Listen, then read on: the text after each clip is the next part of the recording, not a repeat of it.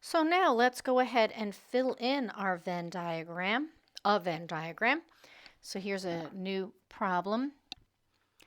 In a survey of 130 college students, 108 use Instagram, 37 use Facebook, and 21 use both. All right, so the green are the students that use Instagram, and the yellow are the students that use Facebook. And this intersection area here, the purple area, are the number of students that use both. So we're going to go ahead and put a 21 in the intersection area because we were told that there were 21 students that used both.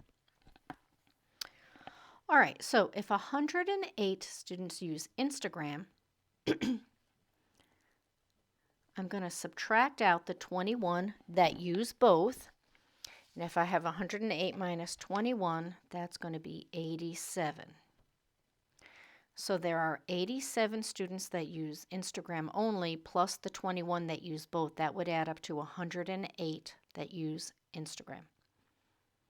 Let's look over here at Facebook. 37 use Facebook, but 21 of them use both. So when you subtract 37 minus 21, you're going to get 16. So we have 16 students that use just Facebook and 21 that use both. When you add those two together, that's how you get your 37.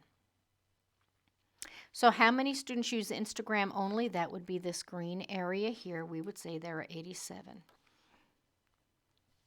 And how many use Facebook only? That would be 16. Now this box here is called the universe. And here are the students Instagram only, use both, Facebook only, but 130 students were surveyed. 130 students are in the universe. How many are accounted for here? 87 plus 21 plus 16. When you put that on your calculator, you get 124.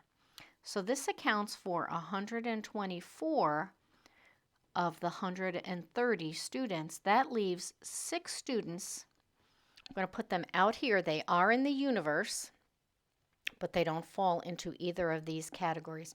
So we would say there are 6 students that don't use either. Now with the Venn diagram, our two have had two circles, 2 sets with an intersection.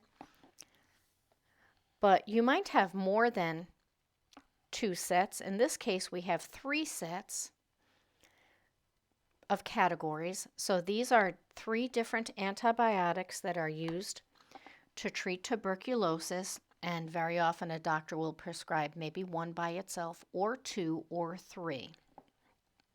So let's see what we're talking about here. Here's isoniazid. That's this circle here. 22 had just isoniazid. These 18 also had isoniazid, but they had isoniazid and rifampin. Those 18 had these two, because that 18 is part of these 2 circles. Look at this 6 here. These 6 patients had isoniazid. We'll call this I, we'll call this R, and we'll call this E. These 6 had I, but they also had E. And these 8 in the middle, those overlap. They had all 3. Do you see how those 8 are in the I circle? They're in the R circle, and at the same time, they're in the E circle. So these can take a little while to get used to and make sure you're reading them properly. But let's go ahead and answer our questions looking at this Venn diagram. So first of all, how many patients were given all 3 drugs? Well, that would be 8. These 8 patients are in the I group, they're in the R group, and they're also in the E group. How many patients were given just one drug? Well, here are the 22 that were given just I. Here are the 19 that were given just R. And here were the 25 that were given just E. So 22 plus 19 plus 25 is 66. 66 patients. By the way, we were told a group of 200 patients were surveyed or in this category. So of the 266 of them were given a single antibiotic based on this Venn diagram. Number 10, how many patients were given R and E, but not isoniazid? R, how many were given R? And how many were given E, but not given I? Okay, so R, here are the 19 that were given R only. Here are the 25 that were given E only. And here there are 15 that were given both R and E together. We don't want to include this 8. We don't want to include these 6 because this circle, these patients got I, and we wanted not to include I. So when you do 19 plus 25 plus 15, that means 39 patients were given either that one of those drugs by itself or the 2 drugs together. 19 plus 25 plus 15.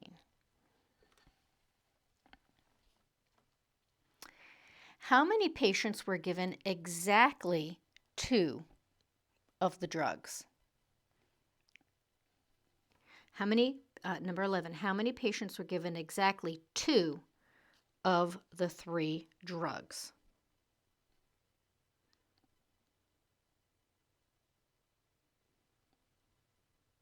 Oh, I'm sorry, we're going to have to go back to number 10. I answered the wrong question here.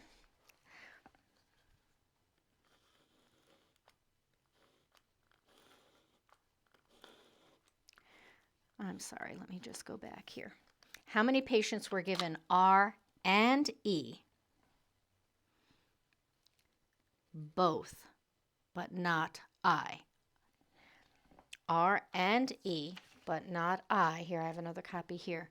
Here's R, E. Here are the patients that were given R and E, both at the same time. But no I. That one was 15.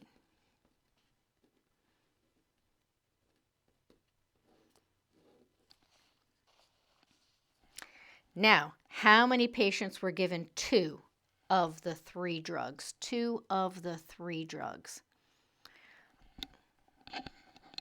As we look at this,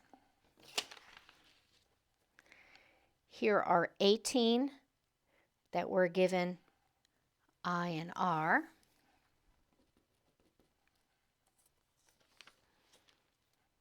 Here are 15 that were given R and E.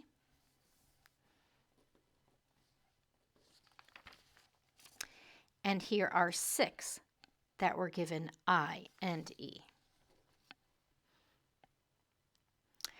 So 18 plus 15 plus 6, there's my 39 patients.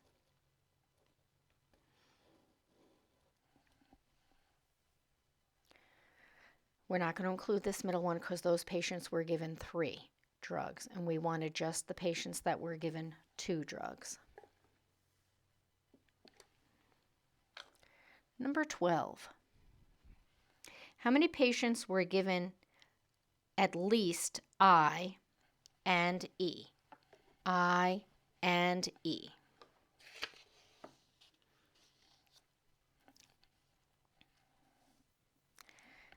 How many were given I and E?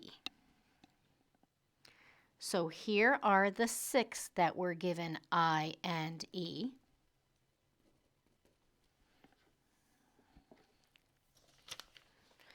These 6 were given I and E. And you know what? These 8 were given I, E, and R. So they were given I and E.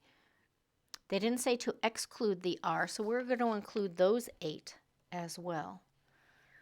So 6 plus 8 is 14. We're given at least I and E. And some of them were given I, E, and R, but that was 14.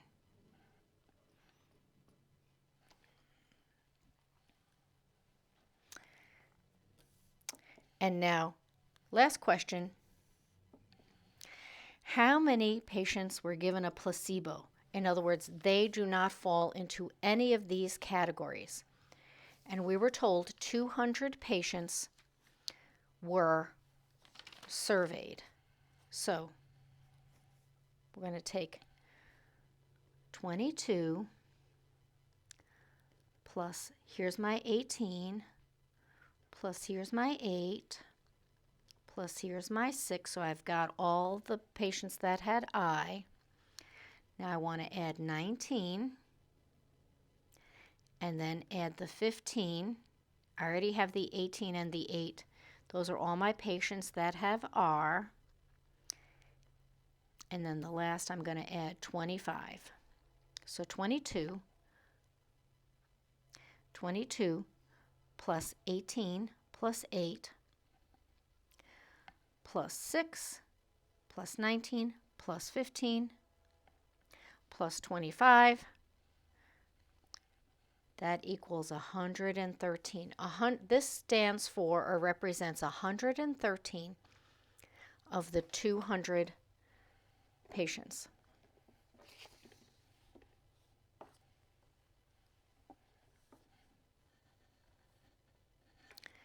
So 200 minus 113 is 87. So we would say 87 patients were given a placebo, or to mark it out here, we're going to put them in. These 87 don't fall into any of these categories, although they are part of the 200 that were surveyed.